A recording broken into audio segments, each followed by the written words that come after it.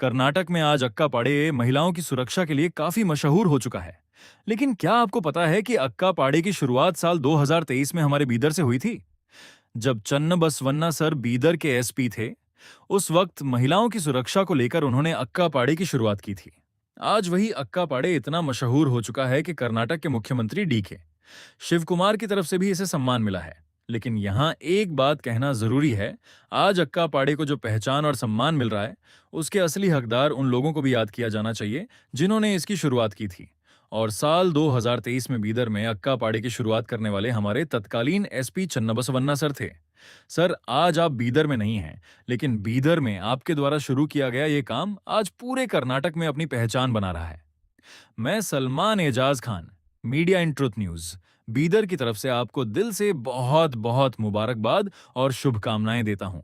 Sir, आपने जो शुरुआत बीदर से की थी, आज वही अक्का पाड़े पूरे कर्नाटक में महिलाओं की सुरक्षा की एक मिसाल बनता जा रहा है। ಸ್ಪೆಷಲಿ ಮಕ್ಕಳ ಮೇಲೆ ನಡೆಯುವಂತಹ ಲೈಂಗಿಕ ದೌರ್ಜನ್ಯ ವಿಚಾರವಾಗಿ ತುಂಬಾ ವರ್ಕ್ ಮಾಡಿದಿರಿ, ಲೈಕ್ ಅವೇರ್ನೆಸ್ ಕ್ರಿಯೇಟ್ ಮಾಡುವಂತಹ ಕೆಲಸಗಳನ್ನ ಕೂಡ ಮಾಡಿದಿರಿ. ಅದರ ಇಂಪ್ಯಾಕ್ಟ್ ಎಲ್ಲಿಗೆ ಬಂದು ನಿಂತಿದೆ ಈಗ ಅಂತ? ಅದು ಆಕ್ಚುಲಿ ಏನಂದ್ರೆ ನಾವು ಈ ಸೆಪ್ಟೆಂಬರ್ ಇಂದ ಪ್ರಾರಂಭ ಮಾಡಿದೀವಿ. ವಿಶೇಷವಾದಂತಹ ಒಂದು ಅಕ್ಕಪಡೆ ಅಂತ ಹೇಳಿ ಜಿಲ್ಲೆಯಲ್ಲಿ ಪ್ರಾರಂಭ ಮಾಡಿದೀವಿ. ಅದು ಏನಂದ್ರೆ ಈ ಜಿಲ್ಲೆ ಶರಣರ ನಾಡಿದೆ, ತಮಗೆ ಗೊತ್ತಿದೆ. ಹೀಗಾಗಿ ಅಕ್ಕ ಮಹಾದೇವಿ ಅನ್ನುವಂಥ ಏನು ಶರಣೆ ಇದ್ರು, ಅವರೊಂದು ಸಿಂಬಾಲ್ ಏನಂದ್ರೆ ಮಹಿಳೆಯರ ಒಂದು ಏನಂದ್ರೆ ದಿಟ್ಟತನಕ್ಕೆ ಮತ್ತು ಅವರ ಸ್ವತಂತ್ರಕ್ಕೆ ಸಂಬಂಧಪಟ್ಟಂತೆ ಒಂದು ಸಿಂಬಾಲ್. ಸೊ ಅದನ್ನೇ ಅವ್ರ ಹೆಸರನ್ನೇ ನಾವು ಇಟ್ಕೊಂಡು ಏನಂದ್ರೆ ಒಂದು ಅಕ್ಕಪಡೆ ಅಂತ ಮಾಡಿ ಪ್ರತಿ ಠಾಣೆಯಿಂದ ಒಬ್ಬ ಮಹಿಳಾ ಸಿಬ್ಬಂದಿಯವರಿಗೆ ನಾವು ಪೋಕ್ಸೋ ಕಾನೂನು ಮತ್ತು ಮಹಿಳೆ ಮಕ್ಕಳಿಗೆ ಸಂಬಂಧಪಟ್ಟಂತಹ ಕಾನೂನು ಬಗ್ಗೆ ಅವರಿಗೆ ಏನಂದ್ರೆ ಅರಿವುಗಳನ್ನ ಕೊಟ್ಟಿದ್ದೀವಿ ಎಕ್ಸ್ಪರ್ಟ್ಸ್ ಇಂದ. ಜೊತೆಗೆ ಅವರು ಇವತ್ತು ಪ್ರತಿ ತಿಂಗಳು ನಮಗೆ ಮಹಿಳಾ ಮಕ್ಕಳ ಕಲ್ಯಾಣ ಇಲಾಖೆ ಜೊತೆಗೆ ಒಂದು ಈ ತಿಂಗಳಲ್ಲಿ ಎಷ್ಟು ಹೈಸ್ಕೂಲು ಕಾಲೇಜ್ಗಳನ್ನ ವಿಸಿಟ್ ಮಾಡ್ತಾ ಇದಾರೆ ಅನ್ನುವಂಥ ಪಟ್ಟಿ ಕಳಿಸ್ತಾರೆ. ಸೊ ನಾವು ಅದು ಅಪ್ರೂವ್ ಮಾಡಿದ್ಮೇಲೆ ಅವರು ಪ್ರತಿದಿನ ಏನಂದ್ರೆ ಅಲ್ಲಿ ಹೋಗಿ ಮಕ್ಕಳ ಜೊತೆ ಇಂಟ್ರಾಕ್ಟ್ ಮಾಡಿ, ಜೊತೆಗೆ ಏನಂದ್ರೆ ಅವರಿಗೆ ಈ ಎಲ್ಲಾ ವಿಷಯಗಳನ್ನ, ಎಷ್ಟೋ ಮಕ್ಕಳಿಗೆ ಇವತ್ತು ಟೀನೇಜರ್ಸ್ಗೆ ಪೋಕ್ಸೋ ಕಾಯ್ದೆ ಗೊತ್ತಿಲ್ಲ.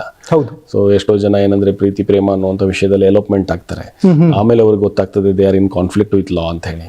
ಸೊ ಅದನ್ನ ಏನಂದ್ರೆ ನಾವು ಅರಿವು ಮೂಡಿಸುವಂತಹ ಕೆಲಸ ಮಾಡ್ತಾ ಇದೀವಿ.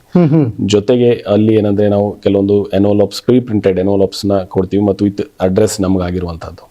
ಸೊ ಅವರು ಅಲ್ಲಿ ಏನಾದ್ರು ಅವ್ರಿಗೆ ದೌರ್ಜನ್ಯಗಳಾಗಿದ್ರೆ ಇದಾಗಿದ್ರೆ ಅದರಲ್ಲಿ ಬರೆದ್ಬಿಟ್ಟು ನಮಗೆ ಪೋಸ್ಟ್ ಮಾಡಿದ್ರೆ ನೇರವಾಗಿ ನಮಗೆ ಏನಂದ್ರೆ ಬಂದು ಅದು ತಲುಪುತ್ತೆ ಬೈ ನೇಮ್ ಕವರ್. ಸೊ ಅಂತಹದ್ರಲ್ಲಿ ನಮ್ಗೆ ಸಾಕಷ್ಟು ಮಾಹಿತಿ ಕೂಡ ಸಿಗ್ತದೆ.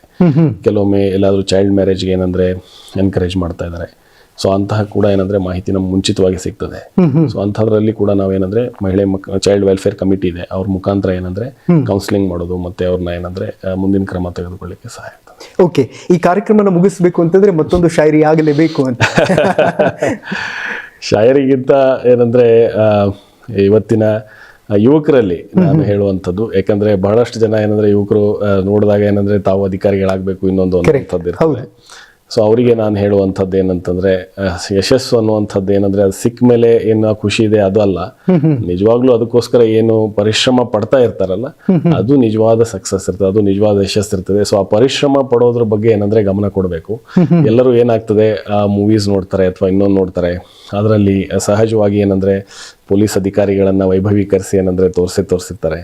ಸೊ ಅದನ್ನ ನೋಡ್ಕೊಂಡು ಎಷ್ಟೋ ಜನ ಇಲಾಖೆಗೆ ಬರಬೇಕು ಅಂತ ಪ್ರಯತ್ನ ಪಡ್ತಾರೆ. ಬಟ್ ಅದೆಲ್ಲದಕ್ಕಿಂತನೂ ಏನಂದ್ರೆ ಬಹಳ ಮಹತ್ತರವಾದಂತ ಗುರುತರವಾದಂತ ಜವಾಬ್ದಾರಿ ಏನಂದ್ರೆ ಪೊಲೀಸ್ ಇಲಾಖೆ, ಪೊಲೀಸ್ ಅಧಿಕಾರಿಗಳ ಮೇಲೆ ಇರ್ತದೆ.